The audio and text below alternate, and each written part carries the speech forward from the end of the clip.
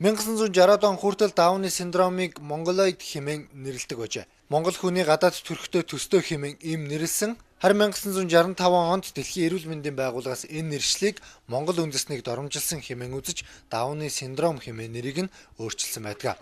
Харин Монголоид гэсэн үгийг Европын зарим орнуудад тэнэг мангар гэсэн утгаараа ашигладаг. Албан хэрэглэнээс хасагдсан ч харьяаранд ашиглах тохиолдол байдаг.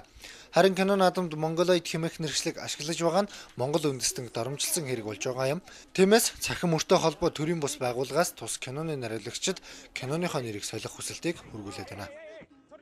Бүглэд үндэсний нэрээр те ийм өвчин нэрлэлттэй асуудал бол тавигдаад монголчуудын бас хүсэлтээр 1965 онд байгаа. Дэлхийн эрүүл мэндийн байгууллагаас бол яг ийм нэршлиг цааш хэрэглэхгүй гэдэг албан ёсоор бол албан ёсны хэрэглэнээс бол хассан байгаа. Тус киноны талаар Washington Post сонинд бичигтээ эвдэн сүйтгэсэн үзэгдлүүд ганцаардаж солиорсон сэтгцийн өвчтөй эмэгтэй буугаар тоглож буй галзуучуудыг дүрсэлсэн гэд бүгд гаж гисэн утгатай нийтлэл тавигдсан байх юм а.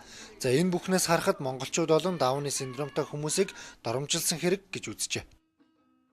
Одоо Нью-Йорк дахь Линкольны төв театрт бол 15-21 хооронд кино наадамд оролцоод гаргаж байгаа. Яг гитар монголоид гэдэг нэрээр. Тэгээ киноны маань агуулга болохоор яг ийм Дауны синдромтой хүмүүсийн амьдралыг харуулсан кино одоо. Монгол үндэснийг доромжилсан гэж хэлж болох гитар монголоид хэмээх баримтат кино өнгөрсөн 7 хоногийн баасан гарагт гарч эхэлсэн. Энэ 7 хоногийн 5 гараг хүртэл 7 хоногийн хугацаанд Нью-Йорк хотын Линкольны төв театрт гарах юм байна. Энэ хугацаанд киноныхоо эхлэл бүхний өмнө монголчуудын талаар тайлбар бичиж Монголоид гэсэн нэршлээ солих хүсэлтийг тавьсан багамаа.